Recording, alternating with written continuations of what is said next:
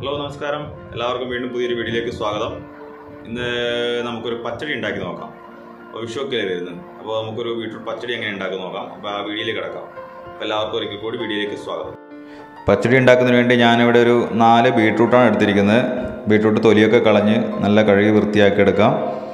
അതിനുശേഷം ഒരു ഗ്രേറ്റർ വെച്ച് നന്നായി ഒന്ന് ഗ്രേറ്റ് ചെയ്തെടുക്കാം. കട്ട് ചെയ്തെടുക്കുകയാണെങ്കിൽ കുഴപ്പമില്ല, ചെറുതായി കട്ട് ചെയ്തെടുത്താലും ഓക്കെയാണ്. ഞാനിവിടെ ഗ്രേറ്റ് ചെയ്താണ് എടുക്കുന്നത്. ഇനി ഗ്രേറ്റ് ചെയ്തെടുക്കാം, അതിനുശേഷം ബാക്കി കാര്യങ്ങൾ നോക്കാം.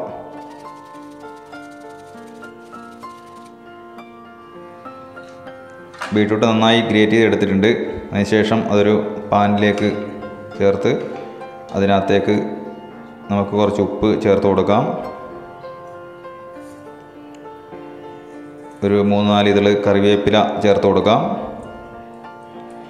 കുറച്ച് പച്ചമുളക് കൂടി ചേർത്ത് കൊടുക്കാം. അതിനുശേഷം കുറച്ച് വെള്ളം ഒഴിക്കാം. അധികം വെള്ളം വേണ്ട, ജസ്റ്റ് വെള്ളം ഒന്ന് ഒഴിച്ചാൽ മതി, ഒന്ന് വേവിക്കാൻ മാത്രം. ബീട്രൂട്ടിനകത്തുനിന്നും വെള്ളം ഇറങ്ങുന്നതാണ്.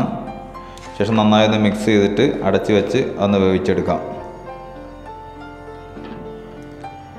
ഇത് വെന്ത് വരുന്ന സമയത്ത് തന്നെ അതിനുവേണ്ട തേങ്ങ അരച്ചെടുക്കാം. അതിനുവേണ്ടി ഞാൻ ഒരു അരമുറി തേങ്ങ എടുത്തിരിക്കുന്നത്.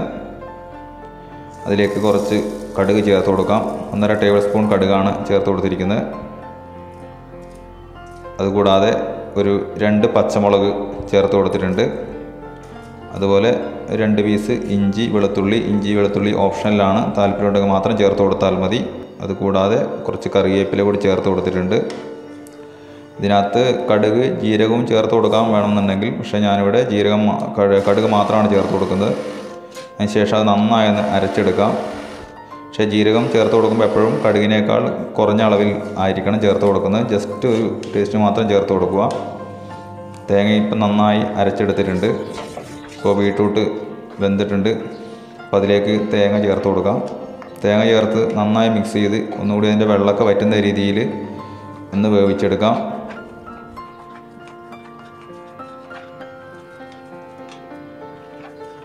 തേങ്ങയുടെ അളവ് വളരെ കുറച്ചാണ് ചേർത്തിരിക്കുന്നത്. അല്ലാത്ത പക്ഷം ബീട്രൂട്ടിൻ്റെ കളറ് ശരിക്കും നമുക്ക് ആ പച്ചടി കിട്ടൂല. അതുകൊണ്ട് തന്നെ കുറച്ച് അളവ് കുറച്ചാണ് എടുത്തിരിക്കുന്നത്.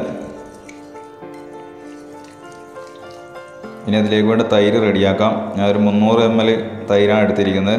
അത് നന്നായി അതിൻ്റെ തരിയൊക്കെ മാറി നന്നായി ഒന്ന് ബീറ്റർ വെച്ച് ഉടച്ചെടുത്തിട്ടുണ്ട്. അതിനുശേഷം ഈ ബീട്രൂട്ടിലോട്ട് ചേർത്ത് കൊടുക്കാം. ഈ ഒരു സമയത്ത് ബീട്രൂട്ട് തീയൊക്കെ പരമാവധി ഫ്ലെയിമൊക്കെ വളരെ കുറച്ചാണ് വെച്ചിരിക്കുന്നത്.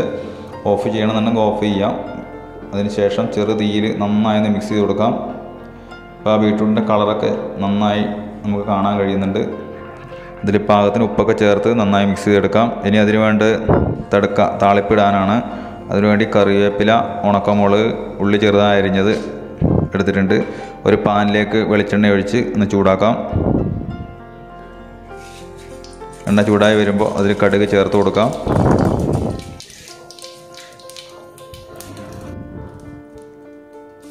കടുക് പൊട്ടുന്ന സമയത്ത് അതിലേക്ക് ഉള്ളി കൂടി ചേർത്ത് കൊടുക്കാം.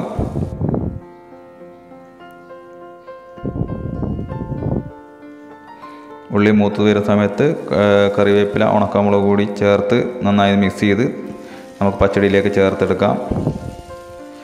അപ്പോൾ വീഡിയോ എല്ലാവർക്കും ഇഷ്ടമായെന്ന് വിശ്വസിക്കുന്നു. വീഡിയോ ഇഷ്ടമായ എല്ലാവരും ലൈക്ക് ചെയ്യുക, ഷെയർ ചെയ്യുക, സബ്സ്ക്രൈബ് ചെയ്യുക. വീഡിയോ ആദ്യമായിട്ട് കാണുന്നെങ്കിൽ സബ്സ്ക്രൈബ് ചെയ്തതിന് ശേഷം ആ ബെല്ലൈക്കൺ കൂടി ഒന്ന് അമർത്തുക. അങ്ങനെയാണെങ്കിൽ ഞാൻ ചെയ്യുന്ന വീഡിയോകളെല്ലാം നോട്ടിഫിക്കേഷനായി നിങ്ങൾക്ക് ലഭിക്കുന്നതായിരിക്കും. ഇപ്പോൾ അതിൻ്റെ താളിപ്പൊക്കെ പച്ചടി ചേർത്ത് കൊടുത്തിട്ടുണ്ട്. നന്നായി ഒന്ന് മിക്സ് ചെയ്തെടുക്കാം.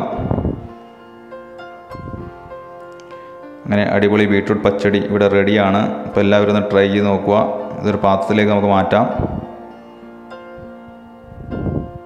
ഇപ്പോൾ നമ്മുടെ ബീട്രൂട്ട് പച്ചടി റെഡിയാണ്. അപ്പോൾ വീണ്ടും പുതിയൊരു വീഡിയോയുമായി നമുക്ക് കാണാം. അപ്പോൾ വീണ്ടും ഒന്നുകൂടി ഓർപ്പിക്കുന്നു, വീഡിയോ ഇഷ്ടമായി ലൈക്ക് ചെയ്യുക, ഷെയർ ചെയ്യുക, സബ്സ്ക്രൈബ് ചെയ്യുക. അപ്പോൾ bye bye. Thanks for watching.